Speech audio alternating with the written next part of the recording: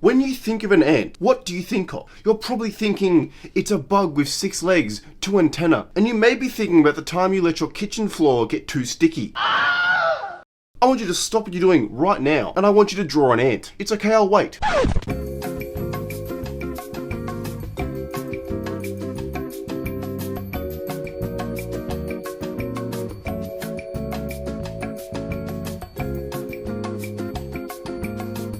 Now the thing is, you either draw one of two things. First one is something like this.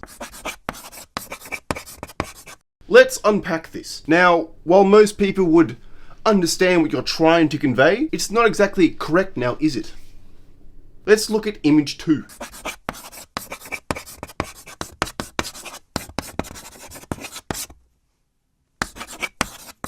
Now, chances are you just had a little aha moment spark up in your pretty little head. Notice how image 2 is in a 3D environment. There's legs that resemble legs of a real ant. There's head, thorax, and abdomen. This right here is what I mean when I tell you to draw an ant. Now, don't feel too bad if you're one of the many that drew image 1. Chances are most of you did. And this can serve as a learning moment for you. Feng Zhu from FZD School of Design mentions this practice with his students. In fact, you'll find in one of his lectures, he mentions that very few of his students will draw image 2, meaning only 1 or 2 in his whole class. Give you an example, right? Something we used to do here in the school as well.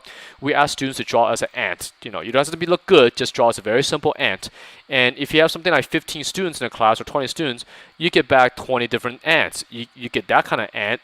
You get this as an ant. You might get something that looks almost correct, like this, right? And you're gonna get one student that draws it like this.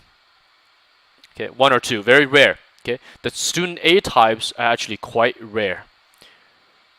Okay, you're going to get a few students that draws it like this. Now, if you were one of the few that drew image 2, good job. This displays that you are very observant and have a strong visual library. Now, this tells the instructors, right? The reason why we give this test is that this person here has been very observant of the world. He's got the anatomy of the ant correct, the body, the head, the thorax, and the abdomen. He's got the number of legs correct, and the legs are coming out from the thorax. He's got the overall balance correctly, and he even has the position of the ant's leg in the right places. Students like this, in general, in almost most cases, I say 90% or up, have very strong visual libraries because they have been looking at the world. I just write visual lib.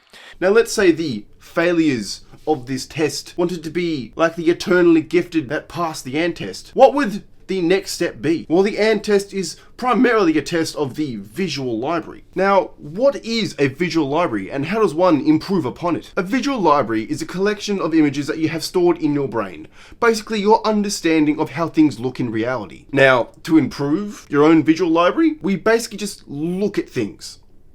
Yes, it's that simple. But me saying just look at things isn't really helpful now, is it? I don't just mean look at things. I mean observe, study, and appropriate. Now let's say I wanted to add ants to my visual library. Keeping our theme here, I would observe images of ants, whether from bountiful grace of the incomprehensible information of the internet, or in person. Yes, this is me telling you to go outside and touch grass. But also go to museums, zoos, travel when you can.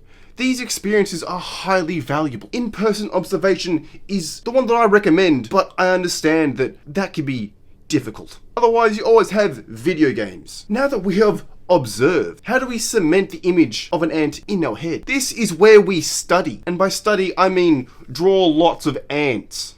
Like a lot.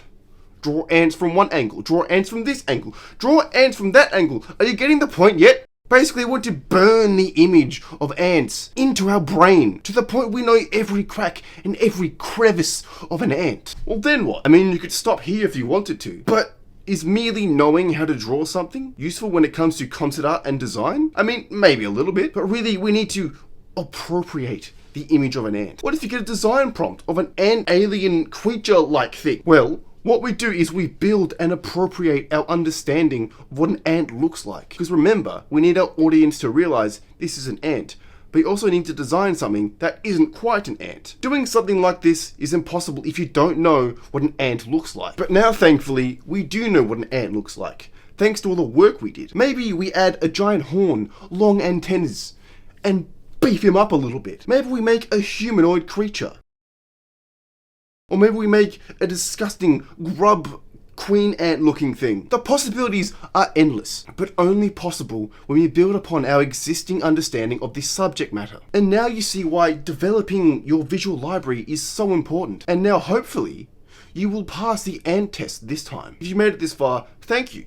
You should check out this video where I talk about the magical art skills of Koreans. Maybe even a subscription if you so feel inclined to. Goodbye, peasants!